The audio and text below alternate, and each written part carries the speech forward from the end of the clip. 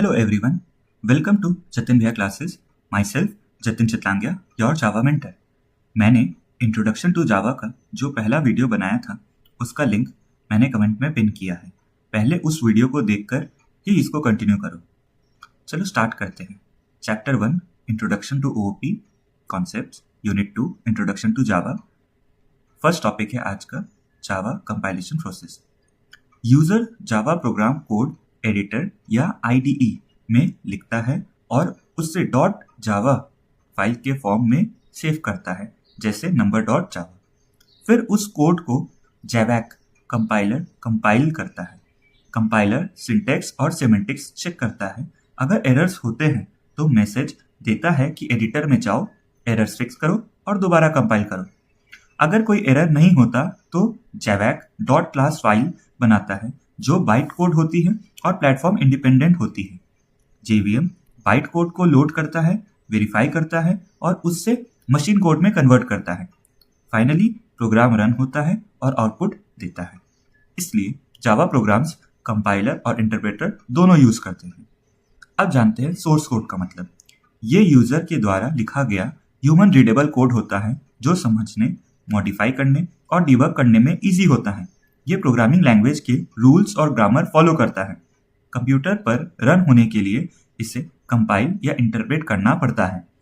इससे टाइम के साथ अपडेट, ऑप्टिमाइज और मेंटेन किया जा सकता है, परफॉर्मेंस इंप्रूव करने के लिए या नए फीचर्स ऐड करने के लिए। अब जानते हैं बग और डिबग के बारे में। बग एक एरर या फ्लॉ होता है जो प्रोग्राम को गलत या अनएक्सपेक्टेड रिजल्ट देता है। डिबगिंग का मतलब है बग्स को आइडेंटिफाई करना, एनालाइज करना और करेक्ट करना। अब जानते हैं बाइट कोड के बारे में। ये इंटरमीडिएट कोड है जो सोर्स कोड कंपाइल होने के बाद बनता है। ये platform independent low level instructions होती है जो JVM समझता है। एग्जीक्यूशन से पहले JVM इसे एरर्स और सिक्योरिटी इश्यूज के लिए वेरीफाई करता है। ये जावा की write once run anywhere principle को फॉलो करता है। अब समझते हैं हम लोग ऑब्जेक्ट कोड के बारे में। ये मशीन रीडेबल कोड होता है जो बाइनरी इंस्ट्रक्शंस यानी 0 और 1 में होता है। ये कंपाइलर के थ्रू सोर्स कोड को ट्रांसलेट करने के बाद बनता है। ये प्लेटफॉर्म डिपेंडेंट होता है जो स्पेसिफिक प्रोसेसर या ऑपरेटिंग सिस्टम के लिए बना होता है। इसे CPU डायरेक्टली एग्जीक्यूट कर सकता है बिना फर्दर कंपाइलेशन के। ये सोर्स कोड का कंपाइल्ड आउटपुट होता है। अब जानते हैं मशीन कोड के बारे में। ये फाइनल एग्जीक्यूटेबल बाइनरी इंस्ट्रक्शंस होती है जिसे CPU डायरेक्टली समझकर रन करता है। ऑब्जेक्ट कोड मशीन कोड की तरफ एक स्टेप होता है।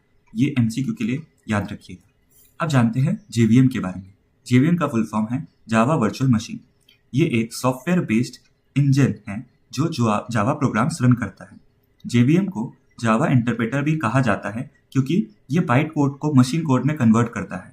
Java compiler javac source code dot Java को बाइट कोड डॉट क्लास में कन्वर्ट करता है। JVM बाइट कोड को इंटरप्रेट करके होस्ट मशीन पर एग्जीक्यूट करता है। ये सारे टर्म्स आपको पहले जानने हैं। अब हम समझते हैं जावा लाइब्रेरीज इन जावा डेवलपमेंट किट के बारे में। जावा पैकेज क्लासेस का कलेक्शन होता है जिसमें हर क्लास अलग फंक्शंस परफॉर्म करती है। प्रोग्राम में पैकेज इंक्लूड करने के लिए इंपोर्ट कीवर्ड यूज होता है।